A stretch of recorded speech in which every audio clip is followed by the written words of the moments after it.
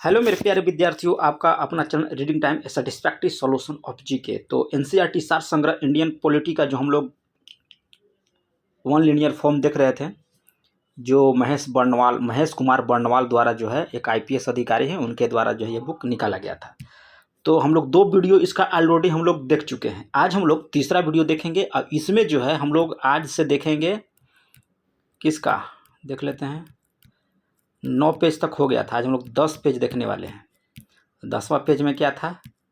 तो 10वां पेज में हम लोग को था संघ राज्य क्षेत्र। तो संघ राज्य क्षेत्र से हम लोग जहाँ से आज हम लोग स्टार्ट करेंगे। तो इसमें देखते हैं कि आज का पहला क्वेश्चन इसमें क्या कह रहा है। कह रहा है कि अनुच्छेद 1 जो है आपको भारत के राज्य क्षेत्र, कह रहा है कि निम्न क्षेत्र में शामिल होंगे राज्य क्षेत्र और संघ राज्य क्षेत्र। ऐसे अन्य राज्य क्षेत्र को जो है आपको अर्जित किया जाएगा। अनुच्छेद 1 जो कहता है कि भारत के राज्य क्षेत्र जो निम्न क्षेत्र में शामिल हो जाएंगे, राज्य क्षेत्र और संघ राज्य क्षेत्र में यह शामिल किया गया है। किसको? अनुच्छेद 1 को। भारतीय संघ के अंतर्गत कह रहा है कि किसी राज्य को सम्मिलित करने का अधिकार जो है सिर्फ संसद को प्राप्त है। कह रहा है कि भारतीय संघ के अंतर्गत किसी राज्य को अगर सम्मिलित करना है या चाहे किसी को एक राज्य से दूसरे राज्य में विलय करना है या उसका सीमा क्षेत्र बढ़ाना है, नाम में उसका चेंजिंग करना है, मतलब कुछ भी आपको संघ या राज्य से आपको चेंजिंग करना हो तो आप संसद के द्वारा किया जाएगा। चलिए नेक्स्ट क्वेश्चन दिया है कि संविधान का प्रथम अनुच्छेद के अनुसार जो है भारत जो है राज्यों का संघ कहा गया है। याद रखिएगा कि अनुच्छेद 1 जो है आपका राज्यों का संघ की बात करता है। भारत में कह रहा है कि कितने राज्य जो हैं और कितने संघ शासित प्रदेश हैं। तो 28 राज्य और 8 जो है आपका संघीय प्रदेश है, जिसमें राष्ट्रीय राजधानी क्षेत्र भी आपका सम्मिलित किया गया है। यानी कि दिल्ली को सम्मिलित करके जो है आपको 28 राज्य और 8 संघीय प्रदेश हैं। लोकसभा में केंद्र शासित प्रदेशों के लिए अधिकतम कितनी सीटें जो है आपको आरक्षित किया गया है। तो लोकसभा में जो केंद्र शासित प्रदेश हैं उसमें अधिकतम जो है आपको 20 सीट है। कितना है आपका? अधिकतम 20 सीट जो है आपको चुनकर आते हैं लोकसभा में। किससे? केंद्र शासित प्रदेश से। डायरेक्ट क्वेश्चन का पूछेगा कि केंद्र शासित प्रदेश से कितने लोग जो हैं या कितने सीट जो हैं आपको लोकसभा में आते हैं। ठीक है, तो आप याद रखिएगा कि सीटें जो है 20 गो होती है। अगला क्वेश्चन कर रहा है कि 2 पृथक केंद्र, ठीक है, शासित प्रदेश के रूप में जम्मू कश्मीर को जो है विभाजन कब किया गया। तो 31 अक्टूबर याद रखिएगा कि 2019 को जो है आपको 2 पृथक केंद्र शासित प्रदेश के रूप में जम्मू कश्मीर को विभाजन जो है किया गया था। 31 अक्टूबर 2019 को एक गो बना दिया था आपको जम्मू कश्मीर और दूसरा बना दिया है आपको लद्दाख क्षेत्र। आगे देखिए संघ राज्य जो है उसके क्षेत्र में संबंधित जो अनुच्छेद है इसमें हम लोग देखेंगे। तो अनुच्छेद 1 जो है आपको संघ के क्षेत्र का नाम दिया गया है। अनुच्छेद 2 कहता है कि नए राज्यों का प्रवेश अथवा स्थापना का संसद का जो है उसका अधिकार होगा। और अनुच्छेद 3 जो है आपको नए राज्यों की स्थापना तथा वर्तमान राज्यों के क्षेत्रफल, सीमा अथवा नाम में आपका परिवर्तन किया जा सकता है। मतलब 2 अनुच्छेद कह रहा है कि नए राज्यों का प्रवेश, जिसे कहने का मतलब है कि पाकिस्तान अगर चाहेगा कि हम इंडिया में मिल जाएं तो ये अनुच्छेद 2 के तहत होगा। लेकिन अगर नए राज्यों की स्थापना कर रहा है, जिसे कहने का मतलब है कि बिहार को डिवाइड कर दिया जाएगा, चाहे जैसे बिहार को डिवाइड करके आपको झारखंड बना दिया गया, तो ये आपको अनुच्छेद 2 के तहत किया जाएगा। अनुच्छेद 3 के तहत। अनुच्छेद 2 के तहत जो है आपको कोई देश हमारे देश में आके मिला लेगा। जैसे श्रीलंका कहेगा कि नहीं हम आप में मिलना चाहते हैं और एक राज्य बनाना चाहते हैं, तो आप वो जो होगा अनुच्छेद 2 के तहत होगा। और अनुच्छेद 3 के तहत होगा, जैसे कि बिहार को डिवाइड करके झारखंड कर दिया तो ये आपको अनुच्छेद 3 के तहत होगा। ठीक है, नाम में अगर परिवर्तन करना है या सीमा में परिवर्तन करना है तो अनुच्छेद 3 के तहत होगा। समझ गए? चलिए अगला अनुच्छेद हम लोग देखते हैं। अनुच्छेद 4 आपका कहता है कि अनुच्छेद 2 और अनुच्छेद 3 के अंतर्गत बनाए गए कानून जिनके द्वारा पहली और चौथी अनुसूची एवं पूरक अनुसांगिक एवं अनुवर्तित मामलों में संशोधन किया जा सकेगा। ठीक है, अनुच्छेद 2 और अनुच्छेद 3 हम लोग पढ़ें, उसमें कह रहा है कि मामलों में संशोधन किया जा सकेगा अनुच्छेद 4 के तहत। चलिए अगला इधर हम लोग देख लेते हैं। कह रहा है कि नए राज्यों के गठन की शक्ति किसको प्राप्त है, तो आपको संसद को दिया गया है। और राज्य पुनर्गठन से संबंधित फजल अली जो है उनका आयोग का गठन जो है किस वर्ष किया गया था, तो 1953 ईस्वी में किया गया था आपको फजल अली आयोग का गठन। लेकिन जब रिपोर्ट की बात कहेगा कि ये अपना रिपोर्ट कब पेश किए थे, तो 1955 ईस्वी में। याद रखिए ये चीज़ को कि एक आयोग अलग चीज़ है और अपना रिपोर्ट पेश करना अलग चीज़ है। तो आयोग का गठन कब किया गया, 1953 में। और फजल आयोग जो रिपोर्ट पेश किए थे वो आपको 1955 ईस्वी में किए थे। भाषाई आधार पर कह रहा है कि भारत में सर्वप्रथम किस राज्य का गठन किया गया था, तो भाषा के आधार पर राज्यों का जो है गठन जो है आपको सर्वप्रथम आंध्र प्रदेश को किया गया था।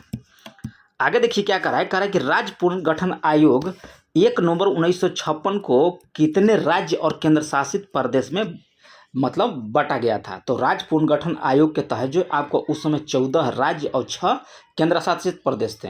लेकिन अभी वर्तमान में पूछेगा तो 28 राज्य और 8 केंद्र शासित प्रदेश हैं। सिक्किम का है कि भारत का एक पूर्ण राज्य किस वर्ष बनाया गया था सिक्किम को, तो सिक्किम को याद रखिएगा कि 36वां संविधान संशोधन के अंतर्गत 1975 ईस्वी में बनाया गया था एक पूर्ण राज्य। किसको, सिक्किम को।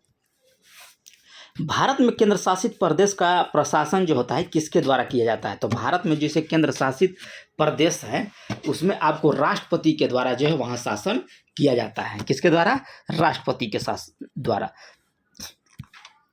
आगे देखते हैं हम लोग क्या कह रहा है इसमें कह रहा है कि जूनागढ़ रियासत को जनमत संग्रह के आधार पर, जूनागढ़ जो रियासत भारत में विलय किया गया था उसको जनमत संग्रह के आधार पर किया गया था। डायरेक्ट क्वेश्चन आपसे पूछेगा कि जूनागढ़ रियासत को किस आधार पर जो है भारत में विलय किया गया था, तो जनमत संग्रह के द्वारा। हैदराबाद याद रखिएगा कि रियासतों को सैन्य कार्यवाही के द्वारा जो है भारत में शामिल किया गया था। शामिल करने से पहले यानी कि भारत में विलय से पहले जूनागढ़ जो था और ये हैदराबाद जो था ये आपको, अब एक देखिए यहाँ पे दिया है जम्मू कश्मीर, ये एक अलग स्टेट था, उस समय राज्यों का था। ठीक है, राजा वहाँ रहता था। तो जब वहाँ पाकिस्तान उस पर हमला किया था तो वो सब जो है आपको भारत में आए थे। तो जूनागढ़ आपको जब वहाँ के लोग थे तो राजा जो था जनमत संग्रह के आधार पर जो है भारत में किया था। हैदराबाद जो था आपको रियासतों को सैन्य कार्रवाई के द्वारा जो है भारत में शामिल किया गया। और यहाँ पे देखिए दिया है जम्मू कश्मीर रियासत के शासक वहाँ हरि सिंह ने, जम्मू कश्मीर जो था पहले वहाँ के जो राजा थे हरि सिंह थे। जब पाकिस्तान उस पर आक्रमण किया था तो कुछ भाग जो है आपको आक्रमण कर लिया। जो पंजाब का जो जिसके लिए भारत लड़ता है वो क्षेत्र जो है आपको पहले पाकिस्तान जो है हमला कर दिया, उसके बाद जो है वहाँ पे वो कब्जा कर लिया। तो हरि सिंह ने देखा कि अगर हम भारत के साथ नहीं मिलेंगे तो पूरा पाकिस्तान जो है मेरा यानी कि पूरा जम्मू कश्मीर को वह पाकिस्तान ले लेगा। तो उस समय जो है आपको हरि सिंह ने भारत आया और यहाँ के जो उस समय प्रधानमंत्री थे उनको मतलब अपने में विलय करने के लिए बोला था। तो वही यहाँ पे दिया है कि जम्मू कश्मीर रियासत के जो शासक हरि सिंह ने पाकिस्तानी सेना और काबिलियों को आक्रमण से सुनिश्चित करने हेतु भारत के साथ विलय पत्र पर हस्ताक्षरित करके माने हस्तांतरण करके कश्मीर को जो है भारत में सम्मिलित किया था। ये था इतिहास। चलिए यहाँ पे हम लोग देख लेते हैं नागालैंड का जो है आपको राज्य का दर्जा कब दिया गया था, तो 1963 ईस्वी में। हिमाचल प्रदेश को 1971 ईस्वी में, मेघालय को 1972 में और सिक्किम को 1975 में जो है आपको राज्य का विशेष राज्य का दर्जा दिया गया। अरुणाचल प्रदेश याद रखिएगा कि 1987 ईस्वी में, त्रिपुरा आपको 1972 में, मणिपुर 1972 में, मिजोरम 1987 और गोवा 1987। इसमें एक ट्रिक हम बनाए थे, ममेत्री याद रखिएगा, ममेत्री आपको रहेगा तो ये आप हो जाएगा आपको 1972 ईस्वी में।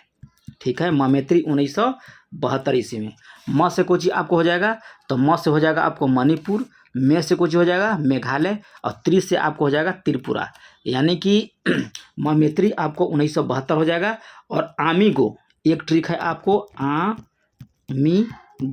आमीगो का मतलब अ से हो गया अरुणाचल प्रदेश, मी से आपको हो जाएगा मिजोरम और गो मतलब हो जाएगा गोवा। ये आपको 1987 ईस्वी में यह ट्रिक आप लोग इस्तेमाल कीजिएगा। छौक तो आपका ऐसे ही याद हो गया। ममेत्री और आमीगो। एक हुआ ममेत्री आपको 1972 में, आमीगो हो गया 1987 ईस्वी में। नागालैंड आपको 1963 में, हिमाचल प्रदेश 1971, मेघालय 1972, सिक्किम 1975। आगे देखिए, इधर देखिए क्या बोल रहा था यहाँ पे, उत्तरी क्षेत्रीय जो परिषद है आपको जो यहाँ बांटा गया था, इसको आपको 5 भागों में बांटा गया था, किसका, क्षेत्रीय परिषद को। तो उत्तरी क्षेत्रीय का जो मुख्यालय है ये आपका नई दिल्ली में है। पूछेगा डायरेक्ट कि उत्तर क्षेत्रीय परिषद का मुख्यालय कहाँ है, तो आपका नई दिल्ली में है। अब उत्तर क्षेत्रीय परिषद के अंतर्गत कौन कौन से राज्य और संघ शासित प्रदेश सम्मिलित है, यहाँ पे देख लीजिए आप। तो जम्मू कश्मीर, लद्दाख, हिमाचल प्रदेश, हरियाणा, पंजाब, राजस्थान, दिल्ली और चंडीगढ़, ये जो हैं आपको उत्तरी क्षेत्र परिषद के अंतर्गत आते हैं, जिसका मुख्यालय आपका नई दिल्ली में है। केंद्रीय क्षेत्र कहेगा तो ये आपको मुख्यालय जो है प्रयागराज है। इसमें आपको आता है उत्तर प्रदेश, उत्तराखंड, मध्य प्रदेश और छत्तीसगढ़। हालांकि ये इतना क्वेश्चन पूछता नहीं है डीपली, लेकिन आपको जानने के लिए जरूरी हो सकता है एग्जाम में कर दे कॉल, तो आपको वहाँ पे कंफ्यूजन हो जाएगा, इसलिए आप इसका भी जो है आपका जो है देखना जरूरी है। तो पूर्वी क्षेत्र के अंतर्गत देखिए, तो पूर्वी क्षेत्र का जो मुख्यालय आता है आपको कोलकाता आता है। और पूर्वी क्षेत्र के अंतर्गत जो है आपको बिहार, झारखंड, पश्चिम बंगाल, उड़ीसा और सिक्किम राज्य जो है आपको यहाँ पे 5 गो आएगा। पश्चिमी क्षेत्रीय परिषद का मुख्यालय कहाँ है, तो ये आपको पड़ता है मुंबई में। अब इसके अंतर्गत जो है आपको गुजरात, महाराष्ट्र, गोवा, दादर नगर हवेली, दमन और दीव जो है इसमें सम्मिलित किया गया है। दक्षिण क्षेत्रीय परिषद का मुख्यालय कहाँ है, तो दक्षिण में आपका है चेन्नई। इसमें हो जाएगा आंध्र प्रदेश, कर्नाटक, तमिलनाडु, केरल, पुडुचेरी और तेलंगाना, ये जो है आपको दक्षिण क्षेत्रीय परिषद में आता है। डायरेक्ट पूछेगा कि क्षेत्रीय परिषद की संख्या कितनी है, तो यह आप याद रखिएगा कि 5 गो है। दिसंबर 1953 ईस्वी में फजल अली की अध्यक्षता में 3 सदस्यीय राज्य पुनर्गठन आयोग का जो है गठन किया गया था। याद रखिएगा कै सदस्यीय था, तो 3 सदस्यीय था। अगला यहाँ पे हम लोग देख लेते हैं। इसमें देखिए राज्य राजधानी दिया है, तो आप लोग देख लीजिएगा थोड़ा सा वीडियो को पॉज करके, कहाँ राज्य राजधानी, ऐसे भी आप लोग को याद होगा पूरा। चलिए यहाँ पे देखते हैं हम लोग नागरिकता, सिटीजनशिप। तो भारत के नागरिकता प्राप्ति हेतु 5 प्रकार के हम लोग प्राप्त कर सकते हैं, 5 तरह से। पहला जन्म से, दूसरा वंशाधिकार, पंजीकरण के द्वारा, देशीकरण के द्वारा और भूमि के अर्जन के द्वारा। ठीक है, तो भारतीय संविधान में क्या कह रहा है कि किसकी नागरिकता प्रदान करता है, तो एकल नागरिकता प्रदान करता है। यानी कि कहने का मतलब है कि आप सपोज मान लीजिए बिहार में हैं, तो बिहार के अलग नागरिकता, और फिर कल के डेट में आप जाइएगा दिल्ली तो वहाँ का अलग से नागरिकता मिलेगा। ये कहने का मतलब है, अगर आपको बिहार में नागरिकता प्राप्त है तो आप कहीं भी नागरिकता प्राप्त है आपका, कहीं भी, चाहे दिल्ली जाइए, चाहे गोवा जाइए, चाहे जम्मू कश्मीर जाइए, कहीं भी आप जा सकते हैं। वही कह रहा है कि यह एकल नागरिकता यहाँ है, सिंगल सिटीजनशिप। संयुक्त राज्य अमेरिका यूएसए में कह रहा है कि दोहरी नागरिकता का सिद्धांत है। वहाँ पे संयुक्त राज्य अमेरिका में जाइएगा तो आपको एक स्टेट में अलग से और दूसरे स्टेट जाइएगा तो आपको वहाँ अलग से नागरिकता लेना होगा, लेकिन भारत में ऐसा नहीं है। यूएसए में आपका जो है दोहरी नागरिकता का प्रावधान दिया गया है। नागरिकता संशोधन अधिनियम 2019 यानी कि CAA ने कहा है कि किन देशों को बौद्ध, हिंदू, बौद्ध, सिख, जैन, पारसी और ईसाई नागरिकों को जो है भारत की नागरिकता प्रदान करने का प्रावधान किया है। कहने का मतलब है कि नागरिक के संशोधन अधिनियम 2019 पारित हुआ, तो उसमें कह रहा है कि हिंदू, बौद्ध, सिख, जैन, पारसी और ईसाई जो है नागरिक, वो भारत के नागरिकता प्रदान करने का प्रावधान किया गया है। तो वो आप पाकिस्तान, बांग्लादेश और अफगानिस्तान के जो लोग हैं, वो अगर ये धर्म अब उनके पास है, यानी कि ये धर्म से वो बिलोंग करते हैं, तो आप भारत में नागरिकता प्राप्त कर सकते हैं।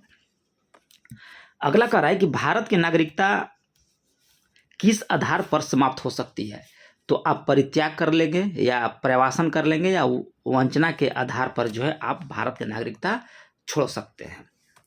ठीक है, चलिए आगे देख लेते हैं। कह रहा है कि भारत से बाहर लगातार कितने वर्ष रहने पर जो है भारत की नागरिकता आपका समाप्त हो जाएगा, तो 7 वर्ष।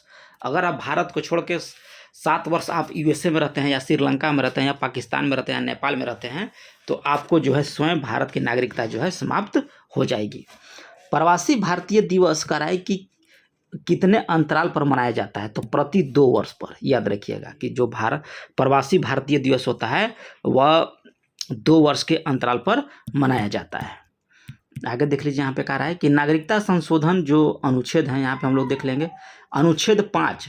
तो संविधान लागू होने के समय नागरिकता जो है अनुच्छेद 5 के तहत, और अनुच्छेद 6 जो है कि पाकिस्तान से भारत के प्रवचन करने वाले व्यक्तियों को जो है नागरिकता का अधिकार है, अनुच्छेद 6 में कहा गया है। अनुच्छेद 7 कह रहा है कि पाकिस्तान से प्रव्रजित व्यक्तियों की नागरिकता का अधिकार है। अनुच्छेद 8 में दिया गया है कि भारत के मूल उन लोगों की नागरिकता का अधिकार है जो भारत के बाहर रह रहे हैं। अनुच्छेद 9 है कि जिस व्यक्ति ने स्वेच्छा से विदेशी नागरिकता प्राप्त कर ली है उसकी भारतीय नागरिकता समाप्त मान लिया जाएगा, अनुच्छेद 9 के तहत।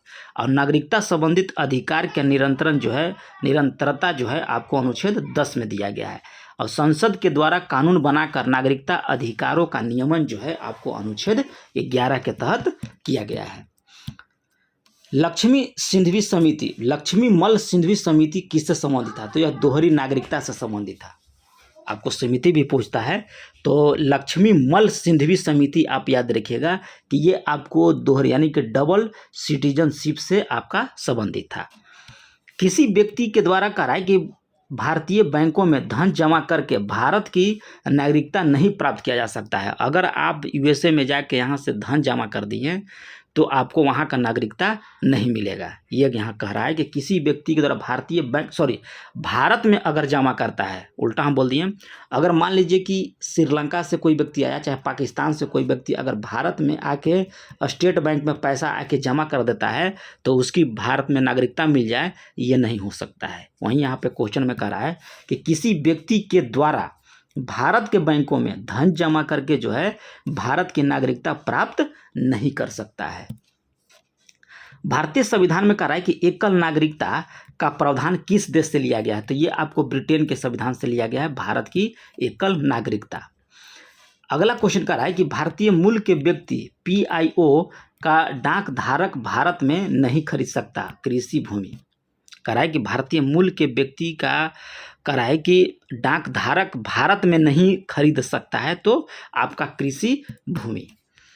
अगला यहाँ पे देखिए क्या कह रहा है कि एनआरआई, पीआईओ और ओसीआई कार्ड धारक में तुलना। तो इसको आप लोग पढ़ लीजिएगा, ठीक है। ये थोड़ा सा ज़्यादा इंपॉर्टेंट नहीं है, जो इंपॉर्टेंट होगा वो आपको बताया जाएगा। तो वीडियो को यहाँ पे देख लीजिए, पॉज कर लीजिएगा और इसको अच्छे से आप लोग पढ़ लीजिएगा। चलिए आगे हम लोग देखते हैं। एल एम सिंघवी समिति की कह है कि एल एम सिंघवी समिति की अध्यक्षता में गठित समिति जो था वह 9 जनवरी को प्रवासी भारतीय दिवस मनाने की आपको अनुशंसा किया था। क्या तारीख को? तो 9 जनवरी को। चलिए आगे हम लोग देख लेंगे यहाँ पे मूल अधिकार। अब अगले हम लोग देखते हैं फंडामेंटल राइट्स। हम लोग को क्या क्या मिला है भारतीय संविधान की तरफ से वो हम लोग अभी देखते हैं।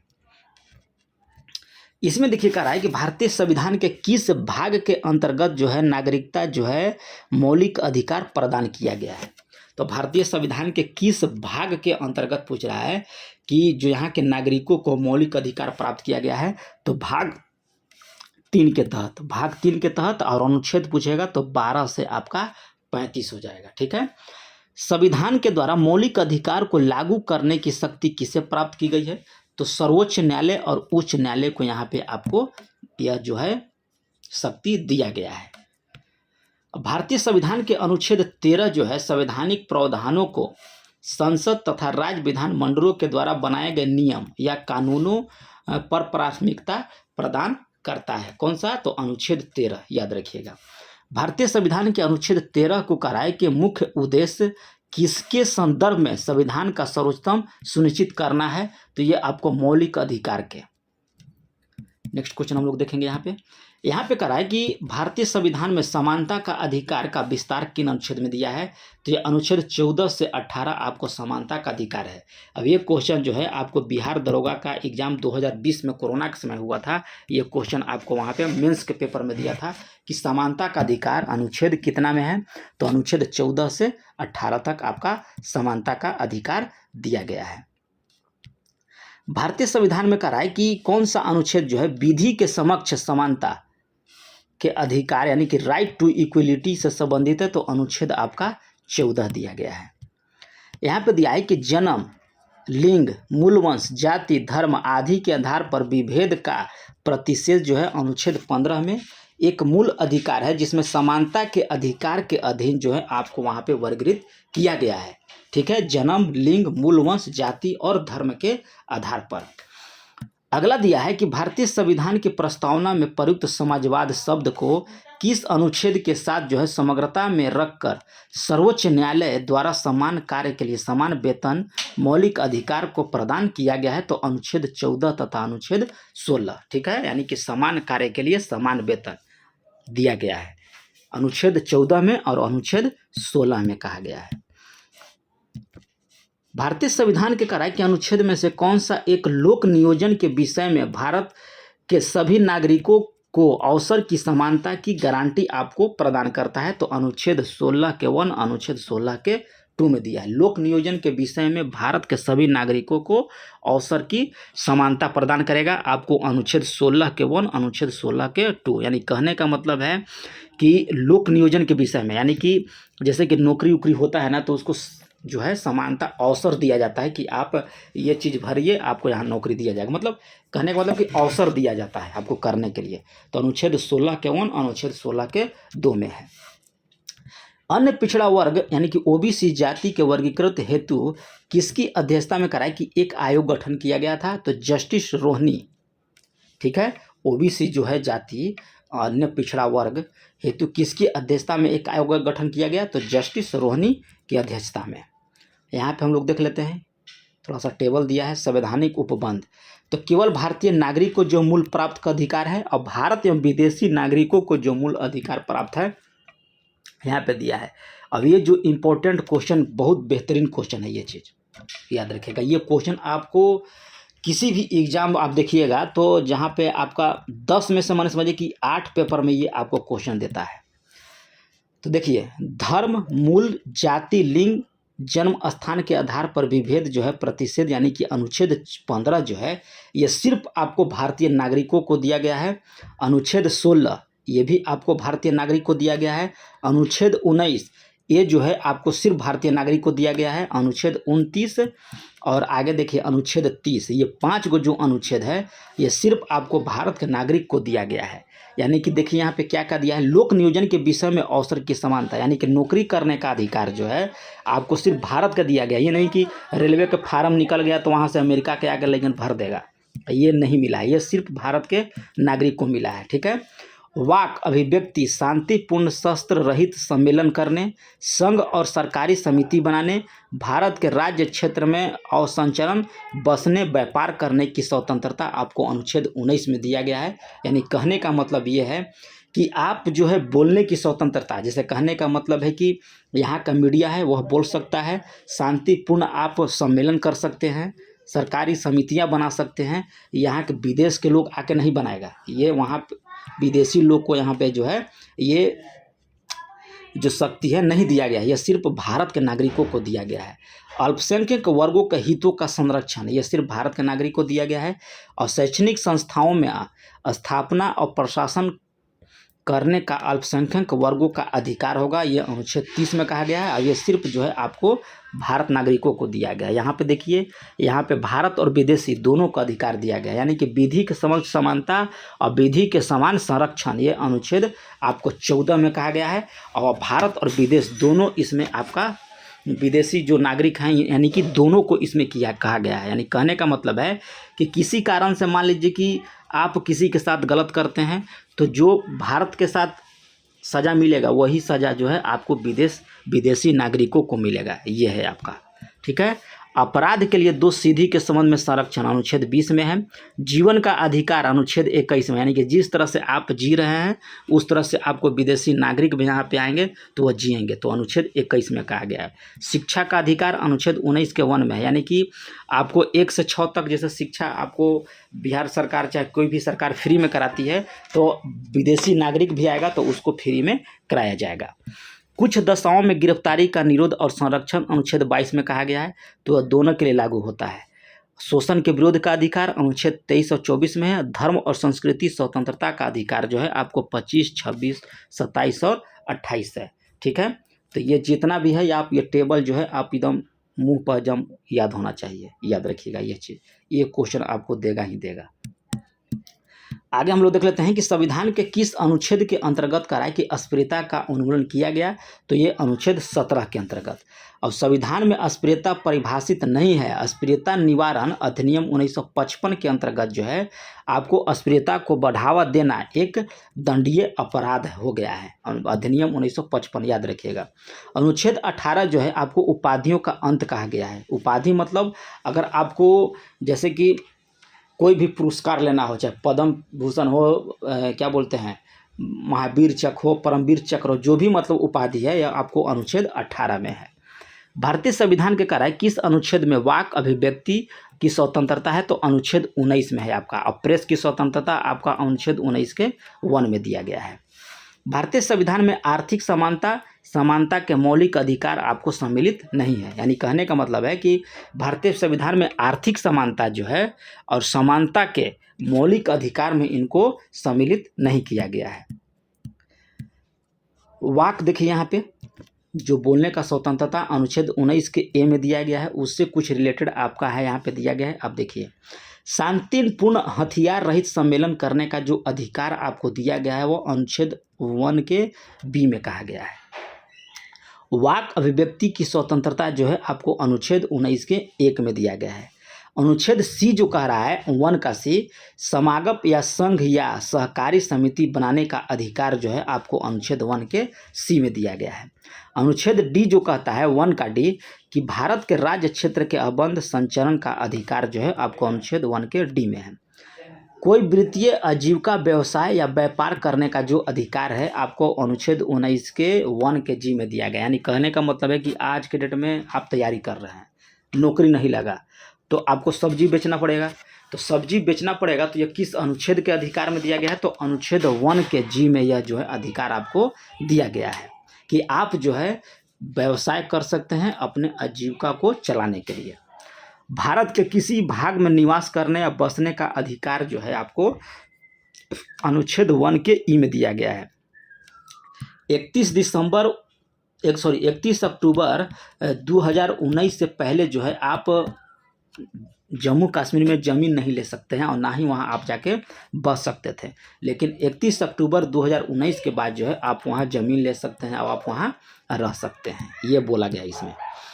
आगे कह रहा है कि भारतीय संविधान के किस अनुच्छेद के अंतर्गत यह प्रावधान किया गया है कि अपराध के अभिव्यक्ति को स्वयं अपने विरोध गवाह बनने के लिए बाध्य नहीं किया जा सकता। यानी कहने का मतलब है कि आप किसी घर चोरी कर लें तो आपको मतलब जो है कि आप अपने विरोध में गवाह नहीं दे सकते हैं, ये कहा गया है। तो अनुच्छेद 20 के सी में कहा गया है। ठीक है, चलिए संविधान का कौन सा अनुच्छेद कह रहा है कि दोष सिद्ध के संबंध में अभिव्यक्ति को दोहरे दंड और स्व अभिशासन से संरक्षण का प्रदान करता है। तो अनुच्छेद 20 में है ये। आगे कह रहा है कि भारतीय संविधान का कौन सा अनुच्छेद जो है आपको व्यक्ति के विदेश यात्रा का अधिकार संरक्षण करता है। तो अनुच्छेद 21। आपको श्रीलंका में घूमना हो, नेपाल में घूमना हो या पाकिस्तान जाना हो तो आप अनुच्छेद 21 के तहत जा सकते हैं। मौलिक अधिकार के अंतर्गत कौन सा अनुच्छेद जो है बच्चों को शोषण विरोध संबंधित है। तो अनुच्छेद आपका यहाँ पे 24 दिया गया है। ठीक है, यानी कि जो 14 वर्ष से कम वर्ष के बच्चों को जो है आप लोग काम लगाते हैं वो यहाँ पे कह रहा है कि बच्चों के शोषण के विरोध का प्रावधान दिया गया है अनुच्छेद 24 में। अनुच्छेद 25 कह रहा है कि हिंदू शब्द में बौद्ध धर्म, जैन धर्म, सिख सम्मिलित हैं। कह रहा है कि भारतीय संविधान के अनुच्छेद 25 में प्रयुक्त हिंदू शब्द में बौद्ध, जैन और सिख आपका धर्म सम्मिलित है। यानी कि सीधा सीधा धर्म पूछेगा तो अनुच्छेद 25 टिक करिएगा और आगे बढ़ जाइएगा। भारतीय संविधान का अनुच्छेद 32 के अंतर्गत जो है आपको मौलिक अधिकार दिया गया है। ठीक है, और मौलिक अधिकार का संरक्षण आपको न्यायपालिका करता है। भारतीय संविधान के अनुच्छेद 30 के 1 जो है अल्पसंख्यकों को अपनी रुचि के शिक्षण संस्थाओं को स्थापित एवं संचालित करने का अधिकार को संरक्षण प्रदान करता है। डॉक्टर भीमराव अंबेडकर ने मौलिक अधिकारों को किससे कहा है कि संवैधानिक हृदय और आत्मा कहा था। तो संवैधानिक उपचार के अधिकार को, यानी कि अनुच्छेद 32 को जो है संविधान का हृदय और आत्मा कहा था। आगे देखिए क्या बोल रहा है इसमें दर्ज है कि व्यक्तिगत स्वतंत्रता के अधिकार के कराए के लिए याचिका दायर की जा सकती है। तो बंदी प्रत्यक्षीकरण, व्यक्तिगत स्वतंत्रता यानी कि पर्सनल फ्रीडम जो होता है कि अधिकार के लिए कौन सी याचिका दायर की जाता है, तो बंदी प्रत्यक्षीकरण। संसद को मौलिक अधिकारों में संशोधन करने का अधिकार किस वाद में कहा गया है, तो केशवानंद भारती वाद बनाम केरल वाद 1973 में कहा गया था कि संसद को मौलिक अधिकार में संशोधन करने का अधिकार जो है उसको दिया गया था। अगला क्वेश्चन कह रहा है कि संपत्ति का मौलिक अधिकार को किस संविधान संशोधन के द्वारा जो है मौलिक अधिकार की श्रेणी से हटा दिया गया और केवल जो है वैधानिक अधिकार जो उसको दिया गया, तो 44वां संविधान संशोधन 1978 ईस्वी के द्वारा। वर्तमान समय में कह रहा है कि भारतीय संविधान के अंतर्गत संपत्ति का अधिकार जो है आपको वैधानिक अधिकार है। देखिए यहाँ पे लिखा था वैधानिक अधिकार बना गया जो 44वां संविधान संशोधन 1978 का। जस्ट यही पे क्वेश्चन वही क्वेश्चन कर रहा है कि वर्तमान समय में भारतीय संविधान के अंतर्गत संपत्ति का अधिकार जो है वह किस प्रकार का अधिकार है, तो आपको वैधानिक अधिकार है। सूचना का अधिकार करा है कि राइट टू इन्फॉर्मेशन एक विधिक अधिकार जो है जो सूचना का अधिकार अधिनियम 2005 के माध्यम में प्रदान किया गया था। ठीक है, सूचना का अधिकार जैसे कि अभी जैसे ट्रेंड में चल रहा है कि रेलवे में जैसे फॉर्म आप लोग भरें, चाहे बिहार एसएससी में चाहे बिहार दरोगा में आप फॉर्म भरते हैं, तो आपको वहाँ पूछने का अधिकार है कि कितना फॉर्म गया है, कितना फॉर्म भरा गया, कितना आप रिजेक्ट किए या कितना वैकेंसी आपका खाली रखे हैं, कितना भरे हैं। ये सारी सूचना जो है आप या इससे भी बहुत ज़्यादा है, थोड़ा सा हम इतना आपको समझने के लिए बता दिए। वही यहाँ पे दिया है सूचना का अधिकार अधिनियम। आर्थिक रूप से पिछड़े वर्ग यानी कि इकोनॉमिकल वीकर सेक्शन यानी कि ईडब्ल्यूएस जो आरक्षण प्रदान किया गया है वह किस अनुच्छेद के तहत, तो अनुच्छेद 15 के 6 और अनुच्छेद 16 के 6 में जो है यह प्रावधान किया गया है ईडब्ल्यूएस का। जो जनरल जो ईवार में जो लोग आते थे जैसे कि ब्राह्मण, राजपूत और भूमिहार, ये सब कास्ट जो है आपको ईवार में आते थे, तो उनको भी जो है आपको आरक्षण मिल गया ईडब्ल्यूएस के तहत यानी कि इकोनॉमिकल वीकर सेक्शन। तो ये अनुच्छेद 15 के 6 अनुच्छेद 16 के 6 के तहत 6 से 14 वर्ष की आयु के बच्चों को प्रदान शिक्षा का अधिकार जो है किस प्रकार का अधिकार है, तो ये आपको मौलिक अधिकार दिया यानी कि मूल अधिकार में दिया गया है कि 6 से 14 वर्ष के जो बच्चे को प्रदत्त शिक्षा का अधिकार जो है आपको दिया गया है। भारतीय संविधान के द्वारा प्रयुक्त संविधान उपचारों के अधिकार को गैर नागरिकों को भी यह उपलब्ध कराया गया है। कौन सा मूल अधिकार जो है राष्ट्रीय आपातकाल में भी आपको समाप्त नहीं किया जा सकता है, तो व्यक्तिगत स्वतंत्रता और जीवन का अधिकार जो है ये आपको राष्ट्रीय आपात अगर लग गया, जैसे कि किसी देश के साथ युद्ध हो गया तो वहाँ पे क्या होता है कि राष्ट्रीय आपात लग गया, तो राष्ट्रीय आपात लग गया तो ऐसे कहने का मतलब ये नहीं कि आप घर से बाहर नहीं निकलेंगे, ये काम नहीं करेंगे, वो नहीं काम करेंगे। तो यहाँ पे क्या है कि व्यक्तिगत स्वतंत्रता और जीवन का अधिकार जो है इसको समाप्त नहीं किया जा सकता है। अगला कह रहा है कि बंधुआ मजदूर ठीक है अधिनियम संसद द्वारा किस वर्ष पारित किया गया, तो 1976 में जो है आपको बंधुआ मजदूर अधिनियम पारित किया गया था। कब? 1976 में। अब एक टेबल यहाँ देख लीजिए मूल अधिकार से। ये टेबल मैंने समझिए कि जिस तरह से आप सांस लेते हैं यही इसका काम है इस टेबल का।